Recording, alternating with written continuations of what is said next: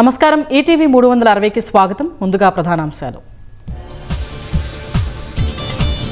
కువైట్లోని America air బేస్ను ఢీకొట్టిన Iran missile. చమురు శుద్ధి కర్మాగారాలపై కొనసాగుతున్న దాడుల పరంపర. టెహరాన్ సహా మిలిటరీ కేంద్రాలపై ఐడిఎఫ్ భీకర దాడులు. పోరాటానికి అదనపు మెరైన్లు, నౌకలు పంపేందుకు సిద్ధమైన యుఎస్. సర్ప్రైజ్ కోసమే ఇరాన్పై దాడి గురించి ముందే ఎవరికీ చెప్పలేదు. యుద్ధంపై శ్వేత సౌధంలో మీడియా ప్రశ్నలకు ట్రంప్ సమాధానం. గల్ఫ్లోని కొన్ని గగనతలాలకు దూరంగా ఉండాలన్న డీజీసీఏ. పశ్చిమాసియాలో ఘర్షణల దృష్ట్యా భారత్ ఎయిర్లైన్స్కు సూచనలు.